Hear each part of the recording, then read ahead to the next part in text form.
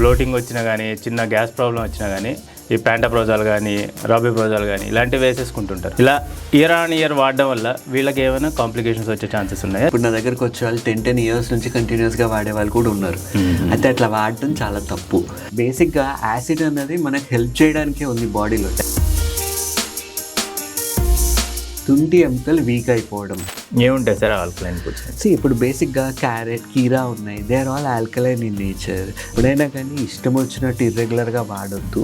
ఒకసారి మొదలు పెడితే ఒక పద్ధతి అన్నది ఫాలో అవ్వాలి. ఇప్పుడు చాలా మంది అనేది ఏంటంటే మేము అది వేసుకోకపోతే మాకు రిలాక్స్గా ఉండదు. అవునండి, కూర్చున్న ప్లేస్లో కూర్చుంటే పేగులు కదలవు. ఐరన్ కావాల్సినంత లేకపోయినా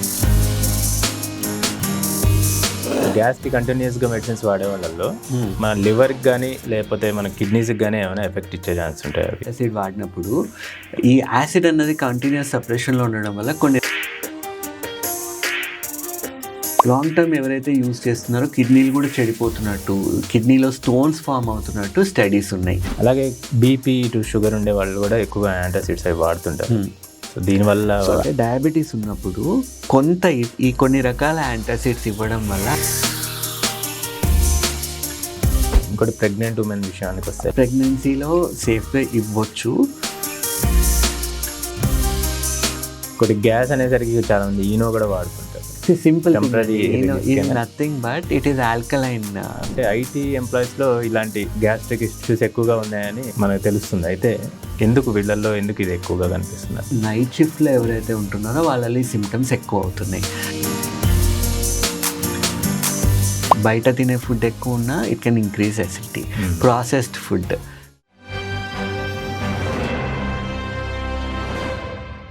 గ్యాస్ ట్యాబ్లెట్లు అతిగా వాడేస్తున్నారా? అయితే ఈ వీడియో మీకోసమే. గ్యాస్ ట్యాబ్లెట్లు వాడడం వల్ల మీ కడుపుకే కాదు మీ శరీరానికి కూడా చాలా ప్రమాదం అంటున్నారు డాక్టర్స్. ఈరోజు మనతో ఉన్నారు డాక్టర్ సుజిత్ గారు.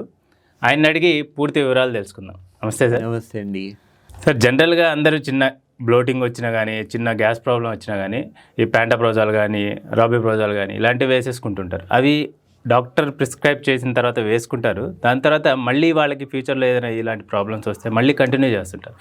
ఇలా ఇయర్ ఆన్ ఇయర్ వాడడం వల్ల వీళ్ళకి ఏమైనా కాంప్లికేషన్స్ వచ్చే ఛాన్సెస్ ఉన్నాయా? దీనికి ఏమైనా ఆల్టర్నేట్ ట్రీట్మెంట్ ఏమైనా ఉంటుందా? లేదు, ఇది చాలా మంచి క్వశ్చన్. యాక్చువల్లీ చాలా మంది ఇప్పుడు నా దగ్గరకు వచ్చే వాళ్ళు 10 years నుంచి కంటిన్యూస్గా వాడే వాళ్ళు కూడా ఉన్నారు. అయితే అట్లా వాడడం చాలా తప్పు. అట్లా వాడినప్పుడు ఏమవుతుంది, బేసిక్గా యాసిడ్ అన్నది మనకు హెల్ప్ చేయడానికే ఉంది బాడీలో, డైజెషన్కి హెల్ప్ చేయాలి. So long time acid suppress ఎప్పుడైతే అవుతుందో విటమిన్ డెఫిషియన్సీస్ రావడం కూడా చూస్తున్నాం. అండ్ ఇన్ఫెక్షన్స్ కూడా ఫ్లేర్ అప్ అవుతుంది. యాసిడ్ ఉండడం వల్ల ఒంట్లో కూడా, పేగుల్లో కూడా ఇన్ఫెక్షన్ అనేది కూడా కంట్రోల్లో ఉండే ఛాన్సెస్ ఉంటాయి. సో ఈ లాంగ్ టర్మ్ యాసిడ్ సెపరేషన్ ఉన్నప్పుడు వీళ్ళలో ఇన్ఫెక్షన్స్ ఎక్కువ అవుతున్నాయి. అదే కాకుండా విటమిన్ B12 అని, ఐరన్, కాల్షియం, మెగ్నీషియం వీటన్నిటిది కూడా డెఫిషియన్సీస్ రావడం, వీటి అబ్జార్ప్షన్లో తేడా అవ్వడం చూస్తున్నాం. సో అదే కాకుండా తుంటి ఎముకలు వీక్ అయిపోవడం, అన్ని ఆస్టియోపోరోసిస్ అనేది జనరల్గా చూసినా స్పెసిఫికలీ తుంటి ఎముకలు చాలా వీక్ అవుతున్నట్టు తెలుస్తుంది 7 to 8 years కంటిన్యూస్గా వాడిన వాళ్ళలో. అండ్ ఒక్కసారి తుంటి ఎముక విరిగింది అంటే ఇంకా వాళ్ళు లైఫ్ నరకంలాగా అయిపోతుంది. కనీసం 6 months అన్న రికవరీ టైం ఉంటుంది. సో ఇవన్నీ కూడా అవగాహన లేకపోవడం వల్ల తీసుకోవచ్చు కంటిన్యూస్గా అని అనుకొని తీసుకోవడం వల్ల జరుగుతుంది. సో ఎప్పుడైనా కానీ యాంటాసిడ్ కోర్స్ అనేది తీసుకుంటే 2 weeks 4 weeks మ్యాక్సిమం ఒక 2-3 months మించి వాడకుండా ఉండడం మంచిది. ఎప్పుడైనా కానీ లైఫ్ స్టైల్ చేంజెస్ చేసుకొని యాసిడ్ని నియంత్రణలో పెట్టుకోగలిగితే this nothing better than that. And ఇంకోటి, ఈ యాంటాసిడ్ అన్నది it will have medicine interactions. ఇప్పుడు మీరు థైరాయిడ్ ట్యాబ్లెట్ వేసుకుంటారు, చాలామంది పొద్దున్న లేవగానే పరిగడుపుని ఇది వేసుకోవాలని థైరాయిడ్ది వేసుకుంటున్నారు, ఇది వేసుకుంటున్నారు. దీని అబ్జార్ప్షన్ అవ్వట్లేదు, థైరాయిడ్ ట్యాబ్లెట్ అబ్జార్ప్షన్ అవ్వట్లేదు.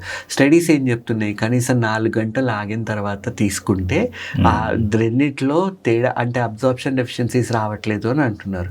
కానీ ఇది ఎంతమంది ఫాలో అవుతున్నారు? సో అందుకని యాంటాసిడ్స్ అన్నవి ఎప్పుడు కావాలో అప్పుడు వాడాలి. దాని పని అయిపోయిందన్న తర్వాత మనం దాన్ని ఆపేయాలి. అండ్ ఈ కోర్స్ వాడేటప్పుడు కూడా లైఫ్ స్టైల్లో ఎన్ని చేంజెస్ చేసుకోవాలి చేసుకుంటూ దీన్ని ఆపేయడం కరెక్ట్. ఆల్కలైన్ ఫుడ్స్ తీసుకోవడం వల్ల హెల్ప్ అవుతుంది. ఏముంటాయి సార్ ఆల్కలైన్ ఫుడ్స్? సో ఇప్పుడు బేసిక్గా క్యారెట్, కీరా ఉన్నాయి, they are all alkaline in nature. And ఇప్పుడు అందరికీ ఇప్పుడు ఈజీగా అర్థం కావాలి అంటే వాళ్ళ ఆల్కలైన్ ఫుడ్స్ అని గూగుల్లో సెర్చ్ చేసుకొని వాళ్ళ ఏరియాలో ఏమేమి ఉన్నాయి, వాళ్ళకి అందుబాటులో ఉన్నాయి, దాంట్లో వాళ్ళకి నచ్చినవి ఏంటి చూసుకొని అవన్నీ వాళ్ళు ఇప్పుడు క్యారెట్, కీరా ఉన్నాయండి, బేసిక్గా 4 ముక్కలు ప్రతి గంట స్లోగా ఒక్కొక్క పీస్ని కనీసం 20-30 సార్లు నన్ను నమ్మిలి ఆ జ్యూసెస్ని మింగమని చెప్తాం బేసిక్గా. సో దీనివల్ల ఏమవుతుంది, ఆల్కలైన్ జ్యూసెస్ అనే యాసిడ్తో మిక్స్ అవ్వడం వల్ల న్యూట్రలైజ్ అవుతుంది. Plus at the same time carrot and cucumber are rich in fibre also. So fibre, పీచు పదార్థాలు ఎప్పుడైతే ఎక్కువ దొరుకుతాయో ఆ పీచు పదార్థాలు అన్నవి గట్ లోపల ఉండే బ్యాక్టీరియాకి ఆహారం. సో ఇవి రెగ్యులర్ ఇంటర్వెల్స్ తీసుకోవడం వల్ల పేగుల్లో చలనం కూడా మెయింటైన్ అవుతుంది, కావాల్సిన ఫైబర్ దొరుకుతుంది, యాసిడ్ కూడా న్యూట్రలైజ్గా ఉంటుంది. అండ్ ఇప్పుడు చాలామంది ఏం చేస్తారు, నాకు వచ్చే పేషెంట్సే, ఇప్పుడు సార్ ఈరోజు పార్టీ ఉంది, నేను ఒక టాబ్లెట్ వేసేసుకుంటున్నాను పార్టీకి ముందు, మళ్ళీ తర్వాత మళ్ళీ 2 రోజుల తర్వాత ఇంకో పార్టీ ఉంది, అప్పుడు ఇంకోటి వేసేసుకోవచ్చా, ఇట్లనే ఈ క్వశ్చన్స్ అడుగుతూ ఉంటారు. ఇట్లా ఇప్పుడు ఏమవుతుంది, ఈ టాబ్లెట్ వేసుకున్నప్పుడు, క్యాప్సూల్ వేసుకున్నప్పుడు 4 మెకానిజమ్స్ ఆఫ్ యాసిడ్ ప్రొడక్షన్ అన్నది ఇన్హిబిట్ అయిపోతాయి. సడన్గా దాన్ని ఆపేసాం మనం, ఒకటేసారి అన్నీ మళ్ళీ యాక్టివేట్ అవుతాయి, రిఫ్లెక్స్ అసిడిటీ అన్నది వస్తుంది, ఇంకా ఎక్కువ సివియర్గా అసిడిటీ వచ్చే ఛాన్సెస్ ఉంటాయి. సో ఎప్పుడైనా కానీ ఇష్టం వచ్చినట్టు ఇర్రెగ్యులర్గా వాడొద్దు. ఒకసారి మొదలు పెడితే ఒక పద్ధతి అన్నది ఫాలో అవ్వాలి, డైరెక్ట్గా ఆపకుండా దాని డోస్ తగ్గించుకుంటూ వీన్ ఆఫ్ చేస్తాం దాన్ని, సో దట్ ఈ రీబౌండ్ అసిడిటీ రాకుండా ఉండడం, రిఫ్లెక్స్ అసిడిటీ కాకుండా ఉండడానికి హెల్ప్ అవుతుంది. సో పద్ధతి ప్రకారం తగ్గించుకుంటూ ఆపేస్తే ప్రాబ్లమ్స్ ఉండవు. ఇక్కడ చాలామంది అనేది ఏంటంటే, మేము అది వేసుకోకపోతే మాకు రిలాక్స్గా ఉండదు, వేసుకుంటేనే మాకు రిలాక్స్గా ఉంటుంది అన్నట్టు చెప్తుంటారు. కరెక్టే. ఎందుకు అది ఇంకోటి ఏమవుతుంది అంటే హ్యాబిచువల్గా అయిపోతుంది వాళ్ళకి. అవునండి, కూర్చున్న ప్లేస్లో కూర్చుంటే పేగులు కదలవు. ఇప్పుడు నేనైనా రేపు పొద్దున పోయి పడుకొని 2 days కంటిన్యూస్ రెస్ట్లో ఉంటే intestines will stop moving. So ఇప్పుడు చాలామంది మూమెంట్ అన్నది ఉండట్లేదు, సెడెంటరీ లైఫ్ స్టైల్ అయిపోయింది. ట్యాబ్లెట్ వేసుకుని ఆ ట్యాబ్లెట్లో ప్రోకైనెటిక్ అటాచ్ అయి ఉంది అన్నప్పుడు దానివల్ల ఇంటెస్టైనల్ మూమెంట్స్ పెరగడం వల్ల గ్యాస్ట్రిక్ ఎంప్టింగ్ అన్నది తొందరగా అయ్యి తినాలనిపిస్తుంది. లేదంటే కూర్చుంటే కడుపు ఖాళీ అవ్వకపోతే తినే ఆకలి కూడా అవ్వదు మళ్ళీ. సో ఈ సిమ్టమ్స్ అన్నీ అవుతున్నాయి. సో ప్రతి ఒక్క పర్సన్కి అసలు వాళ్ళ ఇష్యూ ఏంటి అన్నది ఐడెంటిఫై చేసి దానికి ఏం చేయాలన్నది మనం చేయగలిగితే దీని నుంచి బయటపడవచ్చు. అండ్ ఇంకోటి, అసలు ఎంతమంది ఇప్పుడు మనం టెస్ట్ చేపించి చూసుకుంటే ఒక ఏజ్ తర్వాత అందరిలో కూడా ఈ B12 డెఫిషియన్సీ, ఐరన్ డెఫిషియన్సీ చాలా సివియర్గా ఉంటుంది. అండ్ ఈ ఐరన్ డెఫిషియన్సీ అన్నది ఎంత అంటే మనం దీని గురించి ఎక్కువ పట్టించుకోవట్లేదు, కానీ ఇప్పుడు నా దగ్గరికి వచ్చే వాళ్ళలో చూసుకుంటే ఆ విమెన్లో 80% కన్నా ఎక్కువ మందికి ఐరన్ డెఫిషియన్సీ ఉంటుంది. ఆ శాచురేషన్ ఆఫ్ ట్రాన్స్ఫరిన్ అన్నది చాలా మందిలో 10-15% దాకానే ఉంటుంది. సో అట్లా ఉన్నప్పుడు ఏంటి, ఐరన్ కావాల్సినంత లేకపోయినా బాడీ అన్నది మొత్తం ఫెటిగ్లోకి వెళ్ళిపోతుంది. బాడీకి కావాల్సిన ఆక్సిజన్ రిక్వైర్మెంట్స్ అనేవి కూడా మీట్ అవ్వవు. బాడీ ఓల్డ్ అయిపోయిన రెడ్ బ్లడ్ సెల్స్ని రీసైకిల్ చేయదు, ఎందుకంటే దానికి కావాలి. సో బాడీ అన్నది సెల్స్ కూడా ఏజ్ అయిపోయినా కానీ అవి అట్లనే ఆక్సిజన్ని క్యారీ చేయడం, మోయడం అన్నది చూస్తున్నాం. ఆర్గన్ ఎఫిషియన్సీ అనేది తగ్గుతుంది. అండ్ వీళ్ళల్లో ఇప్పుడు రీసెంట్గా చూస్తున్న చాలా స్టడీస్లో ఏం తెలుస్తుంది అంటే ఐరన్ డెఫిషియన్సీ అన్నది it is mimicking generalised anxiety disorder. అంటే వీళ్ళు టెన్షన్ పడిపోతుంటారు, భయపడిపోతుంటారు చాలామంది, వీళ్ళకి తెలియట్లేదు ఎందుకు ఇది అవుతుంది అని. సో చాలాసార్లు వీళ్ళు సైకాలజిస్ట్ దగ్గరికి, సైకాట్రిస్ట్ల దగ్గరికి తిరగడం చూస్తున్నాం. సో యాక్చువల్లీ సింపుల్ ఐరన్ అన్నది కరెక్ట్ చేసుకోగలిగితే 12 to 16 వీక్స్లో వీళ్ళందరూ కూడా దీని నుంచి బయటకు రావడం చూస్తున్నాము, లైఫ్ అనేది బెటర్ అవ్వడం చూస్తున్నాం. కానీ అది ఎవరైతే ఫేస్ చేస్తున్నారో వాళ్ళకే అర్థమవుతుంది ఆ ప్రాబ్లం ఏంటి అన్నది. సో సింపుల్గా ఒకసారి యాంగ్జైటీ ఉంది అన్నప్పుడు కూడా ఇట్ ఇస్ బెటర్ ఒకసారి ఐరన్ కూడా చెక్ చేసుకోవడం బెటర్. ఈ మందులు ఏదైనా వాడుతున్నట్టయితే వీటిని ఆపేయడం కూడా కరెక్ట్. సార్ మనం ఇందాక అన్నట్టుగా గ్యాస్కి కంటిన్యూస్గా మెడిసిన్స్ వాడే వాళ్ళల్లో మన లివర్కి కానీ లేకపోతే మన కిడ్నీస్కి కానీ ఏమైనా ఎఫెక్ట్ ఇచ్చే ఛాన్స్ ఉంటాయి? డెఫినెట్లీ ఉంటుంది. ఇప్పుడు స్టడీస్ ఏం చెప్తున్నాయంటే ఇప్పుడు లాంగ్ టర్మ్ యాంటాసిడ్ వాడినప్పుడు ఈ యాసిడ్ అన్నది కంటిన్యూస్ సప్రెషన్లో ఉండడం వల్ల కొన్ని రకాల క్రిములు పెరిగిపోవడం చూస్తున్నాం పొట్ట లోపల. ఎంటెరోకోకస్ లాంటి స్పీసీస్ పెరిగి ఇవి యాక్చువల్లీ లివర్ దాకా వెళ్ళి లివర్లో కూడా ఇంక ఇన్ఫ్లమేషన్ ఇంక్రీజ్ చేస్తున్నట్టు స్టడీస్ చెప్తున్నాయి. సో ఇప్పుడు యాంటాసిడ్ యూజ్ చేయడం వల్ల ఈ ఫ్యాటీ లివర్ లివర్ గ్రేడ్ 2 అంటాం కదా, అవి కూడా ఎక్కువ అవడం చూస్తున్నాం. అలాగే కిడ్నీస్లో కూడా లాంగ్ టర్మ్ ఎవరైతే యూజ్ చేస్తున్నారో కిడ్నీలు కూడా చెడిపోతున్నట్టు, కిడ్నీలో స్టోన్స్ ఫామ్ అవుతున్నట్టు స్టడీస్ ఉన్నాయి. వీళ్ళల్లోనే ఈ కాల్షియం స్టోన్స్ ఇవి ఎక్కువ డిపాజిట్స్ అవ్వడం చూస్తున్నాం. సో అందుకనే ఈ లాంగ్ టర్మ్ యూసేజ్ అన్నది కరెక్ట్ కాదు. ఓకే. అలాగే బీపీ టు షుగర్ ఉండే వాళ్ళు కూడా ఎక్కువగా యాంటాసిడ్స్ అవి వాడుతుంటారు. సో దీనివల్ల యాక్చువల్లీ కొన్ని స్టడీస్లో ఏముందంటే డయాబెటీస్ ఉన్నప్పుడు కొంత ఈ కొన్ని రకాల యాంటాసిడ్స్ ఇవ్వడం వల్ల యాక్చువల్లీ షుగర్స్ కూడా కొంచెం బెటర్ కంట్రోల్ అవుతున్నట్టు చెప్తున్నారు. కానీ ఇవి లాంగ్ టర్మ్ వాడేవి కాదు. వాళ్ళల్లో మనం ఇచ్చినా కానీ 2 వారాల నుంచి 4 వారాల మించి ఇవ్వం. అండ్ వీటికి కూడా చాలాసార్లు ఏమవుతుంది, కొన్ని డయాబెటిక్ మెడిసిన్కి కూడా వీటితో ఇంటరాక్షన్ ఉంటుంది. సో కొన్నిట్లో ఏమవుతుంది, వాటి పనితనాన్ని ఇంకా ఇంక్రీజ్ చేస్తుంది, కొన్నిట్లోనేమో తగ్గిస్తుంది. కాబట్టి ఇది సాధ్యమైనంత వరకు ఎంతవరకు కావాలో అంతవరకు వాడుకొని ఆపేసింది బెటర్. అది ఇంకోటి చాలాసార్లు యాంటీ డయాబెటిక్ మెడిసిన్ ఏదైతే ఉందో వీటన్నిటి వల్ల కూడా గ్యాస్ట్రిక్ అప్సెట్ అన్నది ఎక్కువ అవడం, అసిడిటీ ఎక్కువ అవడం చూస్తున్నాం. వాళ్ళలో ఇనిషియల్గా మొదలుపెట్టినప్పుడు ఒక వారం నుంచి 10 రోజులు 15 రోజుల వరకు ఇవ్వడం జరుగుతుంది. కానీ అంతకుమించి ఇవ్వం. we will stop it immediately. And diabetic hypertensive పీపుల్లో కూడా it's not a continuous medication. ఎప్పుడు ఇచ్చినా 1 to 2 weeks కన్నా ఎక్కువ ఇవ్వం. ఓకే. ఇంకోటి ప్రెగ్నెంట్ ఉమెన్ విషయానికి వస్తే ప్రెగ్నెన్సీలో సేఫ్గా ఇవ్వచ్చు, కాకపోతే అండర్ సూపర్విజనే ఇవ్వాలి. ఇంకోటిసారి వీటికి చాలామంది అడిక్ట్ అయిపోతుంటారు, గ్యాస్ టాబ్లెట్స్కి. వాటికి ఆల్టర్నేట్ ఏమైనా ఉందా? దాని నుంచి బయటపడాలంటే ఏం చేయాలి? డైటరీ డిసిప్లిన్ ఉండాలి. ఇప్పుడు అసిడిటీ ఎందుకు వస్తున్నదని ఆలోచించాలి. ఒక్కోసారి ఎక్కువ ఆలోచించడం వల్ల కూడా అసిడిటీ ఎక్కువ అవ్వచ్చు.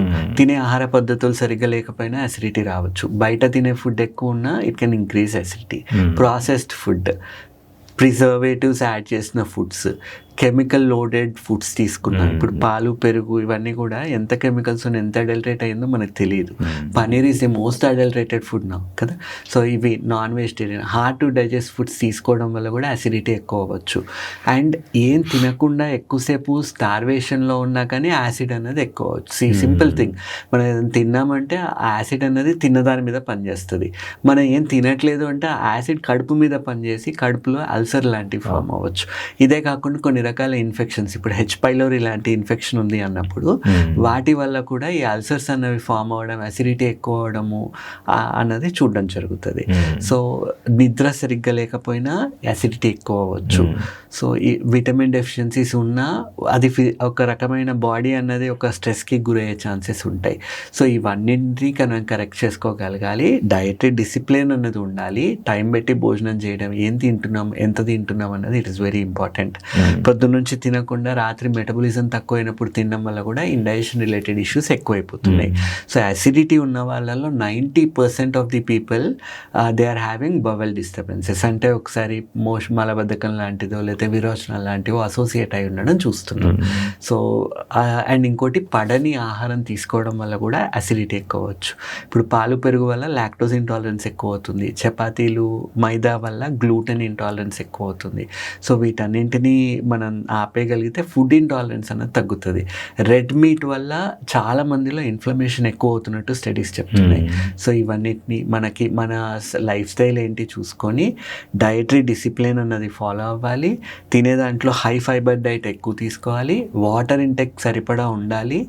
అండ్ అవాయిడ్ చేయాల్సిన ఫుడ్స్ అనేవి అవాయిడ్ చేయాలి. ఇప్పుడు sugar, sweets, preservatives, sugary drinks, cool డ్రింక్లు ఇవన్నీ కూడా దే ఆర్ నాట్ హెల్దీ. ఇవి తీసుకోవడం వల్ల యాక్చువల్లీ గట్ బ్యాక్టీరియా డ్యామేజ్ అయిపోతుంది. ఇంకోటి చాలామంది ఈ ఫుడ్ స్కిప్ చేసేసి టీ, కాఫీలు ఎక్కువగా తీసుకుంటుంటారు.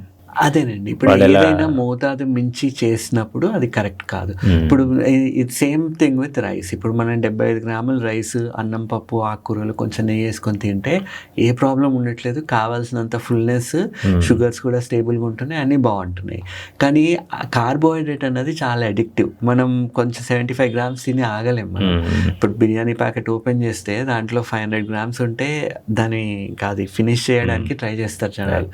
సో అది తప్పు. మోడరేషన్లో తీసుకోవాలి. అండ్ సాధ్యమైనంత వరకు బయట ఫుడ్ అవాయిడ్ చేసుకుంటే ఇవన్నీ ఇంకొంచెం బెటర్ ఉండే ఛాన్సెస్ ఉంటాయి. రాత్రి తినే భోజనం 7 లోపల తినేసేయాలి.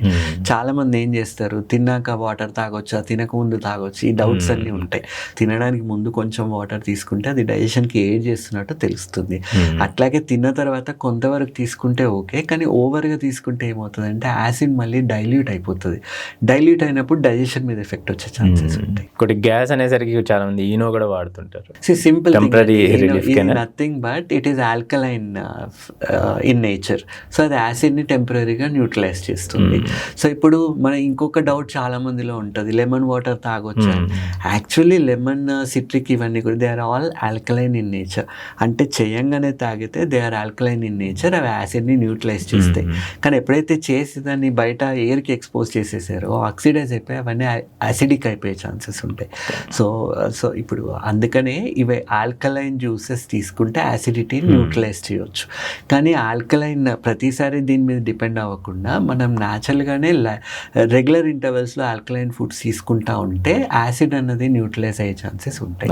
అండ్ సెడెంటరీ లైఫ్ స్టైల్ ఉండొద్దు. కూర్చున్న దగ్గర ఉంటే యాసిడ్ అన్నది ఇంకా అక్కడక్కడే ఉండి పేగుల్లో కదలికలు లేకపోతే పైకి రావడం ఎక్కువ అవుతుంది. సో ఎప్పుడైతే యాసిడ్ పైకి వస్తుందో వీళ్ళంతా నోరులో చేదుగా అనిపిస్తుంది, వామిటింగ్ సెన్సేషన్ ఉంది అని చెప్తారు. So these are all basically effects of increased acid levels in the body. Actually acid అన్నది మనకి ప్రొటెక్టివే, కానీ మోతాదుని మించి ఉంటే హార్మ్ చేస్తుంది. సో రీసెంట్గా ఒక సర్వేలో చూసాము. ఆ సర్వేలో ఏంటంటే ఐటీ ఎంప్లాయీస్లో ఇలాంటి గ్యాస్ట్రిక్ ఇష్యూస్ ఎక్కువగా ఉన్నాయని మనకు తెలుస్తుంది. అయితే ఎందుకు వీళ్ళల్లో ఎందుకు ఇది ఎక్కువగా కనిపిస్తుంది? బేసిక్గా ఏమవుతుందంటే నైట్ షిఫ్ట్స్లో మా సర్వే అంతా మనం చూసుకున్నట్టయితే నైట్ షిఫ్ట్లో ఎవరైతే ఉంటున్నారో వాళ్ళలో ఈ సిమ్టమ్స్ ఎక్కువ అవుతున్నాయి. సో ఇక్కడ ఏమవుతుంది, మనం కూడా అర్థం చేసుకోవాల్సింది, ఇప్పుడున్న ఈ ఐటీ కంపెనీస్ కూడా అన్నీ దే వాంట్ ఈ నైట్ జాబ్స్ అన్నది యుఎస్ టైమింగ్లో వీళ్ళు ఇక్కడ వర్క్ అవ్వాలి అని చెప్పి వీళ్ళకి ఇన్సెంటివ్స్ ఇస్తున్నారు. ఈ నైట్ టైం వచ్చినప్పుడు వీళ్ళకి శాలరీలు కూడా ఎక్కువ ఇవ్వడం చూస్తున్నాము. రకరకాల అట్రాక్టివ్ ప్యాకేజెస్ ఇచ్చి వీళ్ళని లూర్ చేస్తున్నారు దాంట్లోకి. సో వీళ్ళు రాత్రి మనం అర్థం చేసుకోవాల్సింది ఏంటి, మెటబాలిజం మొత్తం తగ్గిపోయి ఉంటుంది. ఆ టైంలో బాడీకి రెస్ట్ అండ్ రిపేర్ చేసుకునే టైంలో మనం దాన్ని కష్టపెడుతున్నాం యాక్చువల్లీ. అండ్ వీళ్ళు రాత్రి ఉన్నప్పుడు అక్కడ వీళ్ళకి ఫుడ్ ప్యాకేజెస్ కూడా ఆఫీస్లోనే ఉంటున్నారు, మీకు నైట్ టైం ఫుడ్ కూడా ప్రొవైడ్ చేస్తామని చెప్పి. సో వీళ్ళు ఏం చేస్తున్నారు, పొద్దునంతా పడుకుంటున్నారు, రాత్రి పోయి తింటున్నారు. సో మెటబాలిజం తక్కువ ఉన్న టైంలో you are feeding your body, circadian rhythm మొత్తం డిస్టర్బ్ అయిపోతుంది, స్లీప్ సైకిల్ మొత్తం డిస్టర్బ్ అయిపోతుంది అండ్ బాడీ కన్ఫ్యూజ్ అయిపోతుంది. ఈ మెటబాలిజం తక్కువ ఉంది, తింటున్నారు, కానీ స్పెండ్ చేసే ఎనర్జీ తక్కువ ఉంది. వీళ్ళే ఫ్యాట్ కావడము, వీళ్ళలోనే డయాబెటీస్, ఇండైజెషన్ రిలేటెడ్ ఇష్యూస్ ఇవన్నీ కూడా ఎక్కువ అయిపోవడం, కొలెస్ట్రాల్, డిస్లిపిడీమియా ఎక్కువ అవ్వడం కూడా వీళ్ళలోనే చూస్తున్నాం. So it is basically because of sedentary life style and wrong food habits, wrong life style. So ఈ లైఫ్ స్టైల్ అనేది సెట్ చేసుకోవాలి. ఒకవేళ నైట్ టైం డ్యూటీకి వెళ్ళినా తినేది ఏది ఉందో 6:30-7 వరకు ఫినిష్ చేసుకొని అక్కడికి వెళ్ళాలి. రాత్రి ఏదో మెలకుగున్నాం కదా అని కాఫీలు తాగుతా ఇంకా బ్రెయిన్ని హైపర్ స్టిమ్యులేట్ చేయకుండా రాత్రి హైడ్రేషన్ కూడా ఓన్లీ వాటర్ కూడా ఎంత కావాలో అంతే తీసుకొని గట్టికి రెస్ట్ అనేది ఇవ్వగలిగితే దెన్ కొంచెం వీళ్ళలో డైజెషన్ రిలేటెడ్ ఇష్యూస్ తగ్గుతున్నట్టు తెలుస్తుంది. సో చూశారు కదా ఈ వీడియోలో గ్యాస్ట్రిక్ ప్రాబ్లమ్స్కి యాంటాసిడ్స్ ఎక్కువగా వాడడం వల్ల ఏం జరుగుతుందో డాక్టర్ క్లియర్గా ఎక్స్ప్లెయిన్ చేశారు. Thank you sir. Thank you very much.